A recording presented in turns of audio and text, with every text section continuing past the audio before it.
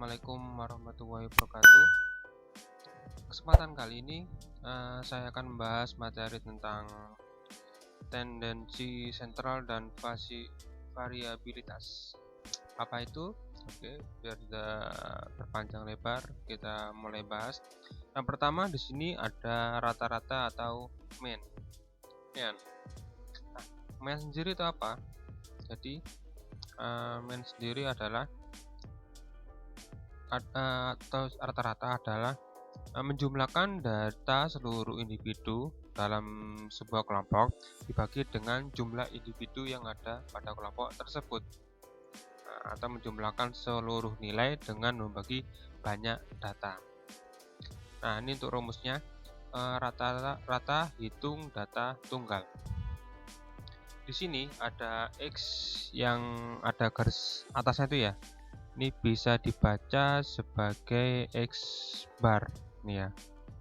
Bisa dibaca sebagai X bar atau X rata-rata. Di mana X bar sendiri adalah ini total dari atau jumlah dari data pertama sampai data ke N dibagi N. Jadi ketika datanya ada 5, berarti nanti dibagi 5. Gitu ya. Di sini penulisannya bisa seperti ini. Ini dibaca sigma. Ini adalah sigma. Sigma itu adalah total. Jadi ketika di sini XI, sigma ini kan dihapus I yang sama dengan 1 sampai N. Berarti nilai I-nya dari 1 sampai N dibagi dengan N nanti hasilnya. Nah, sini ada contoh dari pegawai PT Samudra dengan satuan ribu nilainya ini. Berarti 90 adalah 90.000. Ada berapa datanya di sini? Coba kita cek. Ini 1, 2, 3, 4, 5, 6, 7, 8, 9, 10. Maka nanti nilai N-nya sama dengan 10. Jadi dijumlahkan dari 90, 120, 160 sampai 160 sini ya. Dibagi dengan 10. Nah, ini totalnya di sini 1300 dibagi 10 adalah 130. Nah, itu untuk rata-rata hitung data yang tunggal. Nah, bagaimana untuk data kelompok? Nah, di sini ada perbaikan sedikit. I sama dengan juga. Nah, untuk data kelompok simbolnya sama XI, tapi yang membedakan di sini yang bagian atas itu perkalian antara FI dengan XI. FI itu apa? FI adalah banyak datanya, sedangkan XI adalah nilai tengah. Jadi FI dikalikan XI masing-masing lalu dijumlahkan totalnya nanti. Nah, langsung ke contoh saja ya. Jadi biasanya di sebuah permasalahan datanya cuma yang ditampilkan adalah ini nilai lalu FI. Nah, ini. Jadi di sini nilai yang antara 52 sampai 58 ada 2. Yang mendapat nilai 59 sampai 65 ada 6 dan seterusnya. Totalnya FI-nya adalah 50. Nah, XI adalah nilai tengahnya antara 52 sampai 58 ketemu 55. Atau bisa kalian jumlahkan 52 ditambah 58 lalu dibagi 2. Itu. Jika hasilnya desimal ya maka desimal sini. Jika ini kebetulan nilainya bulat ya. Lalu dari sini saya ganti warna hitam. Oh, hijau saja. 55 dikalikan dengan 2, totalnya adalah 110. 62 dikali 6 dan seterusnya dikalikan semua. Dari perkalian ini dijumlahkan, ketemunya adalah 3980. Nanti dari 3980 dibagi 50 ketemu 79,6. Ini dari rumus ini ya. Nah, yang berikutnya ada rata-rata geometris dari data tunggal. Rata-rata geometris disimpulkan dengan G. G sendiri itu adalah akar pangkat N. Jadi ini bacanya akar pangkat N, yang di mana di dalam akar ini ada perkalian dari X1 sampai Xn. Jadi ketika di sini X1 sampai X3, maka pangkatnya akar pangkat 3. Gitu ya. Di sini ada 4, 9, 6. Contoh soal. Ada 3, berarti nanti akar pangkat 3. Ya, berarti dikalikan semuanya 4 kali 9 kali 6 di akar pangkat 3, ketemunya adalah 6. Ini untuk rata-rata geometris, datanya adalah data tunggal. Nah, bagaimana untuk data yang kelompok? Untuk data kelompok, rumusnya adalah log G sigma Fi log Xi. Nah, ini dalam kurung, artinya dia dikalikan dulu baru dijumlahkan per sigma Fi. Seperti ini. X-nya sama, nilai tengah. Ini bukan 52, harusnya 50.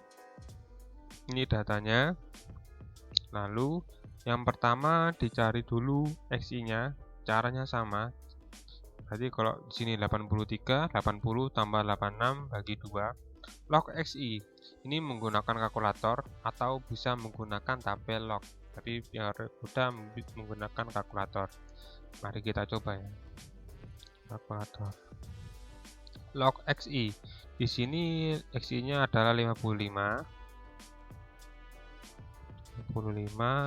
dan lognya adalah 1,7403.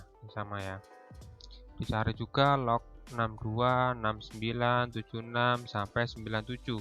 Kemudian dikalikan antara Fi dengan log Xi. Jadi Fi ini dikalikan log ini. Dikalikan 6 kali 1,7924 sampai 3 dikalikan sekian, dijumlahkan. Totalnya adalah 97,7061. Nah, dari sini tadi dimasukkan ke rumus 97,7601 dibagi 50 dari total Fi ini ketemu 1,955202. Nah, log G kan tadi rumusnya log G, sedangkan geometris simbolkan dengan G, berarti kita harus mencari nilai G. Nah, bagaimana cara mencari nilai G? Nah, untuk mencari nilai G, kalian harus tahu dulu prinsip dari logaritma. Nah, logaritma itu kan berasal dari perpangkatan. Gitu ya. Jadi misalkan ada A pangkat B yang hasilnya adalah C, maka logaritmanya adalah A log C yang sama dengan B.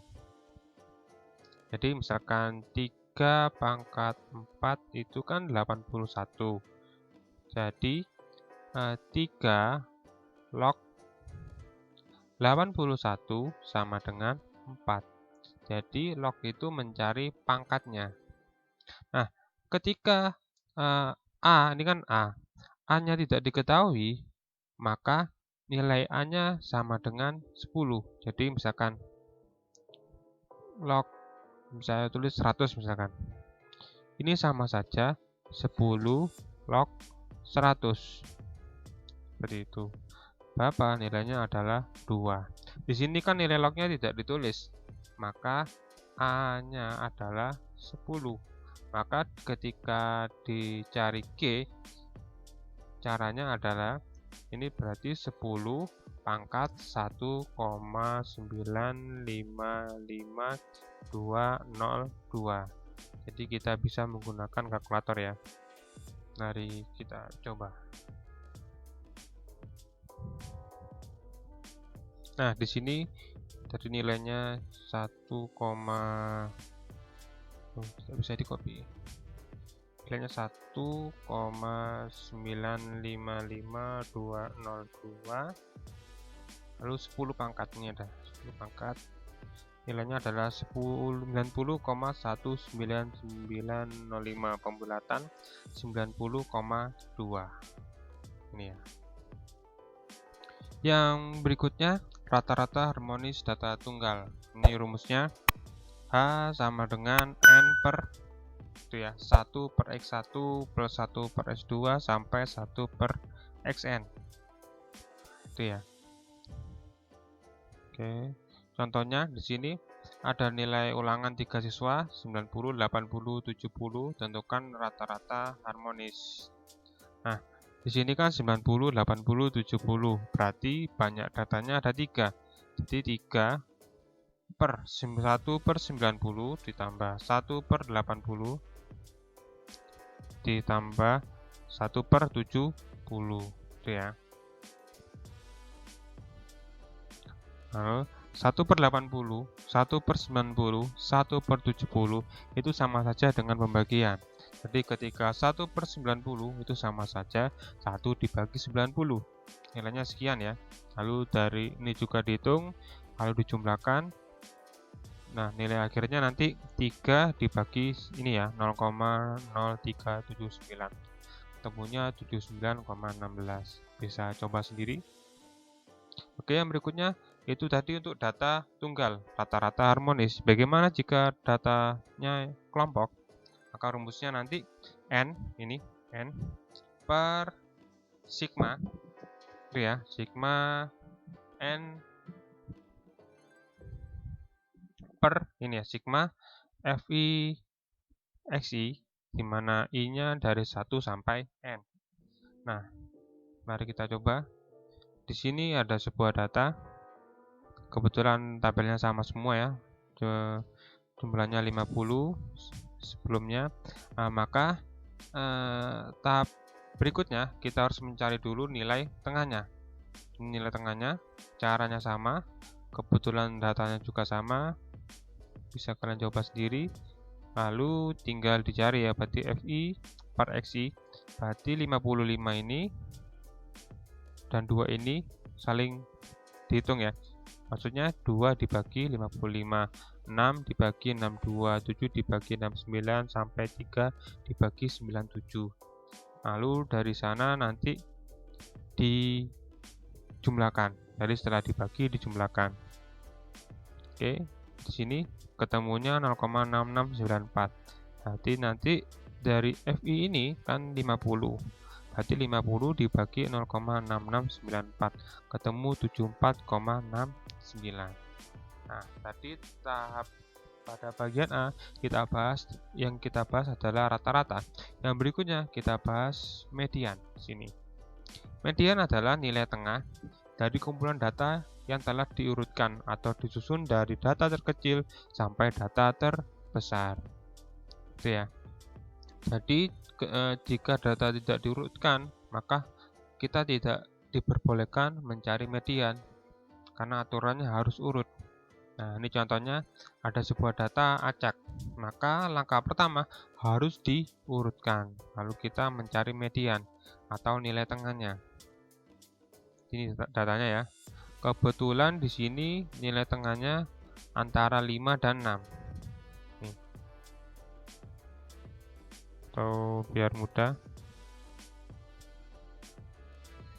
Jika ini kan data pertama ya, saya coret.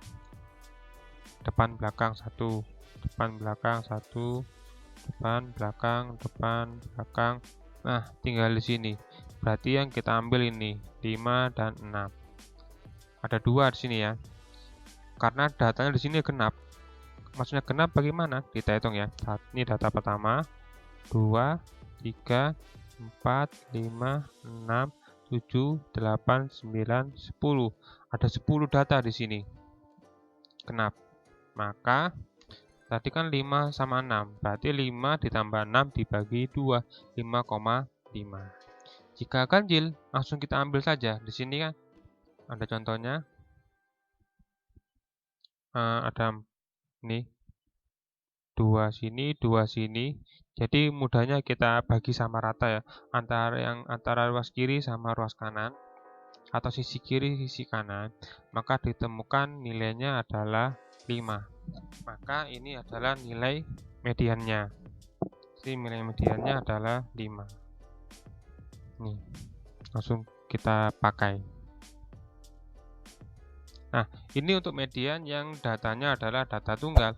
Nah, bagaimana untuk median yang datanya dikelompokkan? Nah, ini rumusnya. ME atau median. B itu apa? Banyak batas bawah kelas median. P panjang kelas. N-nya berarti banyak data. F besar jumlah frekuensi sebelum kelas median. F kecil frekuensi kelas median. Nah, agar tidak bingung, langsung kita bahas di contoh. Ini tabel soalnya sama, ada 50. Tadi karena jumlah data sama dengan 50, maka setengah dari 50 adalah 25. Itu ya, karena kebetulan genap. 50 bagi 2, 25 berarti ya. Nah, sehingga data dari frekuensi terdapat yang diambil adalah 25 dan 26. Kenapa seperti itu? Nah, kita ulang sedikit. Untuk yang data tunggal. Nah, di sini tadi kan datanya ada 10, gitu ya. Nah, untuk mempermudah caranya seperti ini. Tadi kan N-nya berarti datanya 10 ya. N-nya adalah 10. Nah, untuk datanya tadi kita tulis data ke N-nya 10, maka 10 dibagi 2 berapa? 5. Nah, di sini karena genap, maka yang diambil adalah data ke-5 sama data ke-10 per 2 ditambah 1. Berarti kan di sini 5. 5 tambah 1 adalah 6. Maka data yang diambil 5 sama data ke-6. Kita hitung ya. 1, 2, 3, 4, 5, 6. Nah, di sini 5 sama 6. Dari situ. Jika ganjil, misalkan N-nya ada 11, maka data yang diambil data ke-11 ditambah 1 dibagi 2. Maka 12 dibagi 2 adalah 6. Data ke-6 yang diambil. Maksudnya data ke-6 itu data urutan ke-6. Coba kita cek ya. Di sini kan ada berapa? 5 ya. 5 tambah 1, 6 bagi 2, 3. 1, 2, 3, 5. Nah, di sini penerapannya kan 50, kan genap. Berarti data yang diambil data 50 dibagi 2, 25. Maka yang diambil data ke-25 dan data ke-26. Nah, berarti di sini, nah, kan frekuensinya ada 50, totalnya ada 50. Maka untuk menghitungnya, untuk mencarinya data ke-50, 25 dan 26, kita cek. Yang pertama, kita urutkan dari yang ini ya, kan terkecil sampai terbesar. Nah, di sini yang pertama frekuensinya 2. Nih, berarti di sini ada data pertama sama data kedua. Lalu yang berikutnya di sini 6. Nah, kan di sini data 1 sampai 2. Nah, maka di sini kan lanjutannya. Berarti dari data ke berapa? Data ketiga, 4, 5, 6, 7, dan 8. Ada 6 ya. 1, 2, 3, 4, 5, 6. Ini data ke. Ini data ke 1 sampai 2. Data ke 4 sampai 3 sampai 8. Nah, cara mudahnya berarti tinggal kita jumlahkan saja ya. Berarti di sini ketika 2 tambah 6 ada 8. Berarti di sini dari 52 sampai 65 ada data ke 1 sampai data ke 8. Yang berikutnya tinggal 8 tambah 7. Berapa 8 tambah 7? Nah, totalnya adalah 15. Berarti 8 tambah 7 15. Artinya dari 52 sampai 72 ini ada data dari pertama sampai data ke 15. Berarti kurang masih ya. Berarti tadi tambah 7 15 tambah 20 berapa? Ada 35. Wah, berarti berlebih. Jadi dari ini saya ganti warna merah. Nah, yang saya lingkari ini dari 52 sampai 79 nih ya. Ini kan data 1 sampai 2. Lanjutannya 3 sampai 8, ini 9 dan seterusnya. Berarti dari 52 sampai 79, di sini kan data 1. Ketika digabungkan jadi data ke 1 sampai 35. Nah, berarti data ke 25 di mana? Kan di sini dari 66 sampai dari 52 sampai 72. Ketika ini kan 2. Berarti data pertama sampai kedua.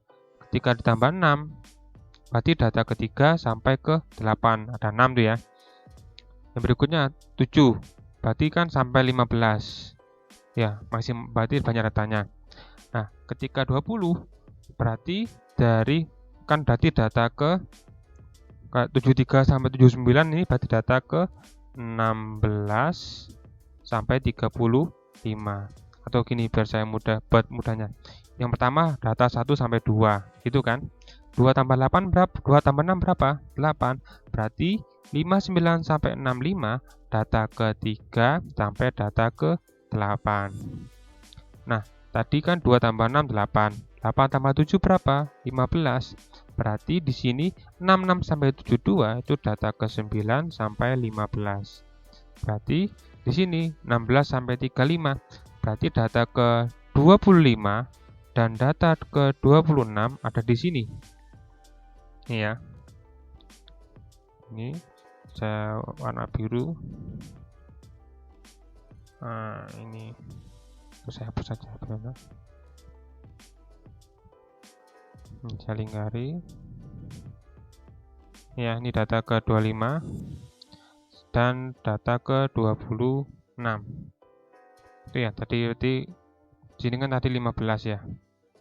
Sini berarti ke 9 sampai 15, di sini berarti 16 sampai 35 tadi. Nah, berarti 25 26 kan di antara 16 sampai 35. Itu ya. Nah, ini berarti patokannya yang diambil 73 sampai 79. Nah, oke, lanjut. Yang 73 sampai 79. Nah, medianya terletak antara 73 sampai 79. B-nya berarti apa tadi? B adalah batas bawah kelas median. Nah, data mediannya tadi kan di antara 73 sampai 79. Nah, maka batas bawahnya adalah 73 dikurangi 73 ditambah 72 dibagi 2. Jadi sebelumnya ini. Nah, misalkan ini 75, maka 75 ditambah 74 dibagi 2. Atau mudahnya gini. Di sini kan dari 73 sampai 79. Bisa juga dengan 73 kita kurangkan dengan 0,5. Jadi di sini kan 73. Berarti 73 dikurangi 0,5, hasilnya pasti sama dengan 72,5. Itu ya, ada dua cara. Bisa dijumlahkan dengan data sebelumnya. Jadi ketika ini misalkan 74, maka ditambahkan 73. Di sini 73, maka ditambahkan 72 dibagi 2. Atau bisa dikurangi langsung dengan 0,5. P, panjang kelas. Nah, panjang kelasnya dengan cara menghitung. Maksudnya gini, di sini kan 52 sampai 58, berarti 52, 53, 54, 55, 56, 57, 58. Panjangnya ada berapa? Ada 7. Jadi 1, 2, 3, 4, 5, 6, 7. Ada 7 di sini panjang kelasnya. N-nya 50. Jadi maksudnya banyak datanya di sini ya, jenjangnya, rentangnya. Ada 7. Misalkan 52 sampai 59, berarti ada 8. Sini ada 7, N-nya 50, F besar. Apa tadi? Frekuensi dari yang sebelumnya median. Jadi mediannya kan di sini. 20 ini ya. Maka yang sebelumnya berapa? 2 ini kan. Berarti tinggal jumlahkan 2 tambah 6 tambah 7. Misalkan mediannya ada 8, di 8 sini. Maka yang dijumlahkan 2, 6, 7 sama 20 sebelumnya. Berarti ketika dijumlahkan ini 2, 6 sama 7. Frekuensinya mediannya berapa? 20. Ini tinggal dihitung, B-nya 72,5, panjang kelasnya 7, setengah 50, N-nya, besarnya totalnya 15, dari 267 ini dibagi 20, frekuensi median. Ini setengahnya 50 kan 25 kurang 15, 10, 76 setelah dijumlahkan. Bisa kalian coba sendiri. Lanjut modus. Nah, modus itu nilai yang paling sering muncul. Nah, untuk tunggal. Nah, perhitungannya bebas, boleh diurutkan, boleh tidak untuk yang modus. Yang penting yang dihitung adalah yang paling banyak atau sering muncul. Di sini kebetulan 6-nya paling banyak yang muncul, ada 4. 7-nya ada 2, 6, 2, 5, 2. Maka modusnya atau biasa disingkat MO sama dengan 6 untuk tunggal. Nah, bagaimana kelompok? Untuk yang kelompok, rumusnya ini. B ditambah P yang dikalikan B1 per B1 plus B2. P panjang kelas. B1 frekuensi kelas modus dikurangi frekuensi kelas sebelumnya. B2 frekuensi kelas modus dikurangi kelas berikutnya. Jadi kalau B1 sebelumnya, B2 sesudahnya. Contohnya di sini. Ini soal tabelnya sama. Maka di sini yang paling banyak kebetulan sama ya. Nilai antara 73 sampai 79, ada 20. Untuk modus lebih mudah menghitungnya. Ada 20. Berarti modusnya di sini tentang nilainya. B-nya pertama kita cari 72,5 karena kebetulan sama. Bisa 73 ditambah 72 dibagi 2 atau paling mudah tinggal dikurangi 0,5. Gitu saja ya. Jadi 73 dikurangi 0,5, 72,5 ya. Panjang kelasnya 7, kebetulan sama tadi. Ini kan dari 52 ya. Jadi 52, 53, 54, 55, 56, 57, 58. Ada 7 rentangnya itu. B1 berarti frekuensinya dikurangi yang sebelumnya. Berarti kan tadi di sini modusnya. Berarti 20 kurangi 7. B1, B2 berarti 20 kurangi 8 sesudahnya. Ini itu 13 untuk B1, B2-nya ada 12. Berarti B-nya 72,5 ditambah P-nya 7, B1-nya 13 per 13 tambah 12. Dihitung bisa kalian coba sendiri, nilainya adalah 76,14. Nah, oke. Yang berikutnya kita masuk ke variabilitas. Sebelumnya yang kita pelajari adalah tendensi sentral. Itu ya. Nah, ini kita masuk ke variabilitas. Di sini ada sebuah contoh tabel ulangan 2 kelompok belajar yang terdiri dari 10 orang. A-nya ada 10 sini ya. 1 2 3 4 5 6 7 8 9 10. B juga ada 10. Nah, kedua kelompok di atas memiliki rata-rata yang sama besar, yaitu 73,5. Kebetulan sama. Nah, jika dilihat, nilai A lebih melihat keadaan yang sebenarnya karena nilai rata-rata yang diperoleh setiap siswanya perbedaannya tidak berbeda jauh. Sedangkan B, perbedaan siswanya sangatlah jauh. Nah, data dari kelompok B variasinya sangatlah besar, yaitu dari 90 sampai 40. Nah, kita bahas dulu ya. Di sini kan A dan B rata-ratanya 73,5. Nah, rata-rata itu berarti kan mewakili, seharusnya kan mewakili dari nilai sebenarnya. Yaitu A dari rata-rata, rentangnya kan tidak terlalu jauh, rata-rata 73,5.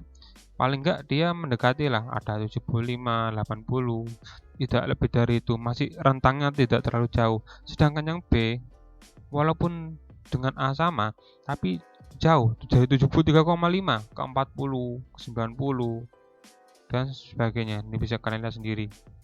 Nah, rentangnya sangat jauh, dan perbedaannya cukup terlihat di sini ya. Sedangkan ini kan masih sama, rata-rata masih 70-an ya, mendekati 73. Nah, Nah, maka nilai rata-rata yang sebelumnya kita pelajari dari tendensi sentral tidak cukup untuk menggambarkan data secara keseluruhan, karena dari rata-rata dengan kenyataannya itu perbedaannya jauh. Nah, untuk menginterpretasikannya dari data keseluruhan, selain nilai rata-rata, maka harus menggunakan ukuran variabilitas. Situ kegunaannya. Nah, ukuran penyebaran variabilitas adalah suatu ukuran yang menyatakan seberapa besar nilai-nilai data berbeda atau bervariasi dengan nilai ukuran pusatnya atau penyimpangan dari nilai pusatnya. Nilai pusatnya itu apa? Nilai rata-rata. Nah, pertama kita bahas tentang simpangan rata-rata. Ukuran penyebaran hanya didasarkan pada nilai maksimum dan nilai minimum, tidak akan menggambarkan gambaran yang baik untuk melihat penyebaran data. Itu ya. Maka dibutuhkan ukuran penyebaran data yang didasarkan dari nilai data yang juga terhadap nilai rata-rata. Nah, jika nilai deviasi rata-rata kecil, maka nilai akan terfokus di sekitar nilai pusat. Jadi ketika nilainya hasil perhitungan dari deviasinya kecil, maka akan terfokus ke rata-rata tersebut. Jika nilainya besar, maka akan rentangnya sangat jauh di situ ya, dari nilai pusatnya atau rata-ratanya. Nah, di sini simpangan rata-rata dalam bentuk data tunggal. Di sini SR atau simpangan rata-rata ini ada XI dikurangi X bar. Ini adalah tanda nilai mutlak, di mana I-nya dari 1 sampai N per N. Nah, contohnya di sini ada contoh simpangan rata-rata, ini nilainya. Nah, yang pertama yang kita lakukan adalah mencari nilai rata-rata. Berarti tinggal dijumlahkan semua dibagi banyak data. Ada 10, ketemunya 4 X barnya atau rata-ratanya. Nah, lalu kita hitung dari data tersebut, ini kan ada 2, 3, 4 ini ya, tinggal dikurangi dengan rata-ratanya ini ya. Nih, berarti nanti 2 dikurangi 4, 3 kurangi 4, 4 kurangi 4, dan seterusnya. Nah, ini kegunaan nilai mutlak bagaimana? Nilai mutlak itu ketika nilainya adalah negatif, maka nilai negatifnya kita abaikan. Nah, di sini 2 dikurangi 4 kan hasilnya adalah negatif 2. Maka negatif 2 kita abaikan. Yang kita anggap adalah 2-nya saja. Ketika 3 dikurangi 4 nilainya adalah mutlak, berarti 1. Gitu ya. Dijumlahkan semua, kebetulan nilainya 10, maka 10 dibagi 10 adalah 1. Berarti ini bagus berarti rentangnya antara dengan rata-ratanya ya. Karena kecil nilai simpangan rata-ratanya. Yang berikutnya, simpangan rata-rata yang dikelompokkan. Nah, di sini yang tinggal ditambahi FI, ada perkalian FI per sigma yang FI. Nah, ini soalnya ini frekuensinya. Nah, maka mencari dulu XI dari sini sudah tinggal mengulang saja. Lalu di FI dikalikan XI, dicari nilai mutlaknya dari XI dikurangi X bar. Maka kita harus cari dulu rata-ratanya ya. Nah, rata-ratanya bagaimana? Kan tadi sudah dibahas di sebelumnya. Berarti tinggal dari FI dikali XI ini dihitung, dijumlahkan. Lalu 3877 ini kan dari perkalian ini ya, totalnya dari FI XI dijumlahkan dibagi total dari FI. Berarti 3877 dibagi 50 ketemu 77,54. Nah, dari sini maka nanti 55 dikurangi 77,54, 62 dan sekian mutlak, berarti nilai negatif diabaikan. Ini sudah. Lalu tambah satu tahap, berarti nilai ini dikalikan dengan FI. 3 dikali 2, 2,54. 5 dikalikan 15,54. Ini ya, saya coret-coret.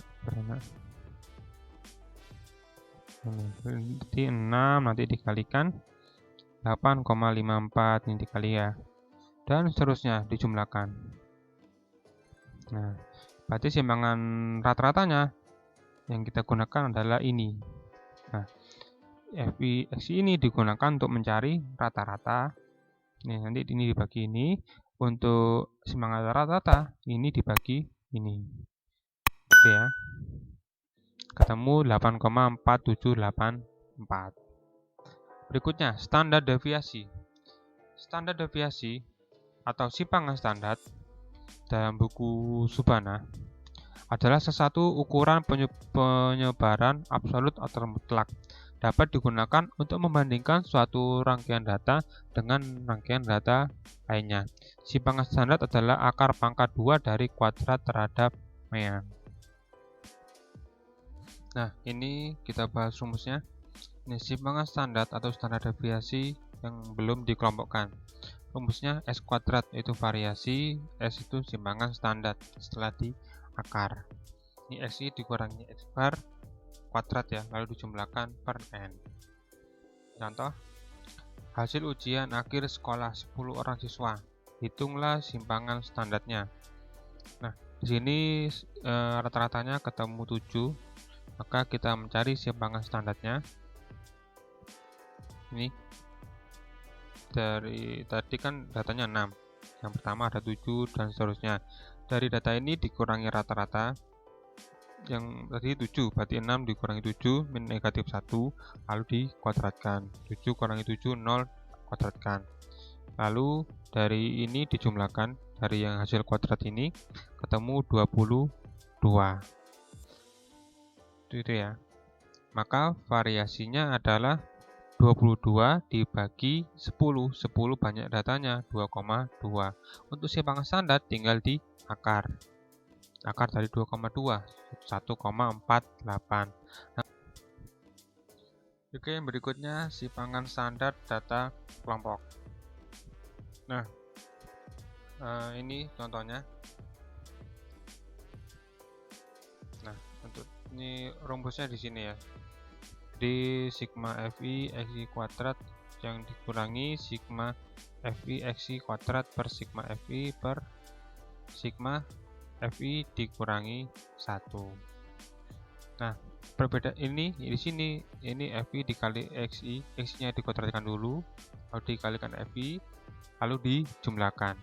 Kalau ini FI dikalikan XI, lalu dijumlahkan, lalu dikuadratkan.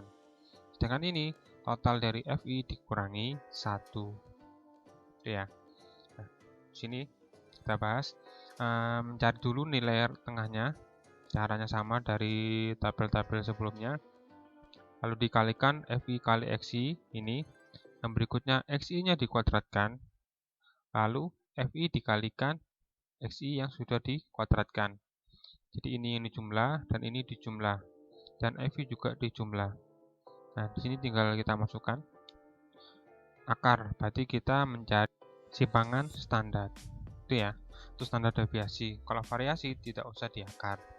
Nanti di sini nilainya 200.000 ya, 631 dikurangi ini berarti ini dan dapat dari mana? Ini ya, 2777 dikuadratkan dibagi 40 per ini sigma FI 40 dikurangi 1.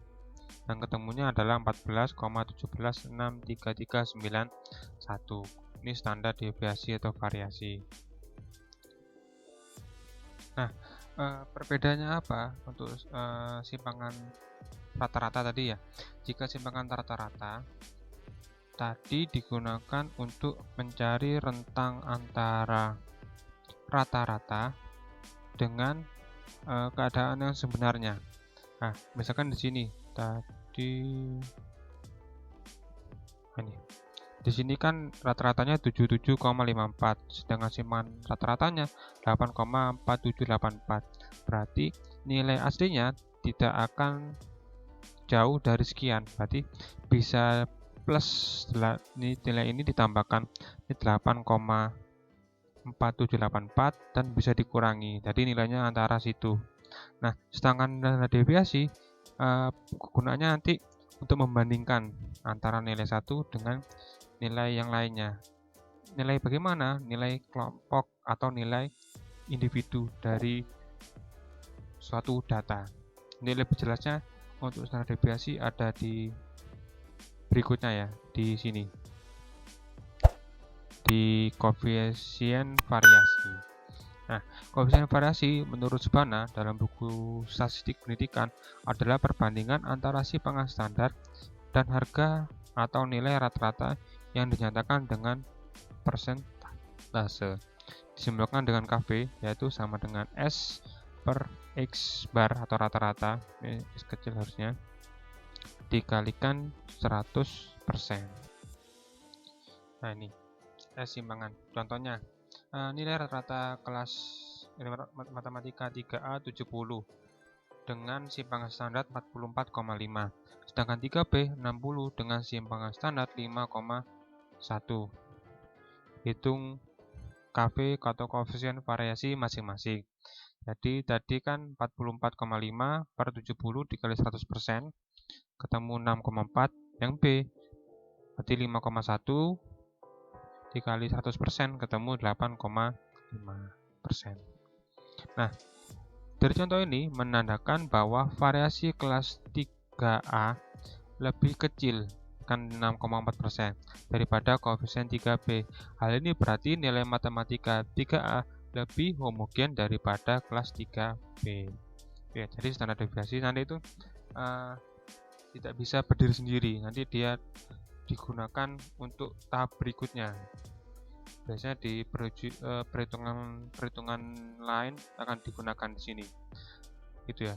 Jadi untuk simpangan rata-rata itu untuk mengetahui rentang antara rata-rata dengan nilai sebenarnya. Misalkan rata-ratanya 8, setelah dihitung SR-nya atau simpangan rata-ratanya ketemu 3, berarti nilainya tadi kan SR-nya 3, rata-ratanya 8, berarti 8 tambah 3 adalah 11, berarti nilainya nilai terbesarnya dari 8 sampai 11, dan 8 kurangi 3 berapa? 5 ya, berarti nilainya antara 5 sampai 11, itu berarti antara rentang itu nilai yang sebenarnya dari rata-rata. Sedangkan standar deviasi digunakan untuk membandingkan dan juga digunakan sebagai digunakan di rumus berikutnya. Jadi nanti selalu digunakan untuk variasi dan standar atau standar deviasi. Jadi untuk standar deviasi lebih digunakan untuk membandingkan ya. Oke, cukup sekian. Jika ada pertanyaan silakan ditanyakan. Semoga bermanfaat. Saya akhiri. Assalamualaikum warahmatullahi wabarakatuh.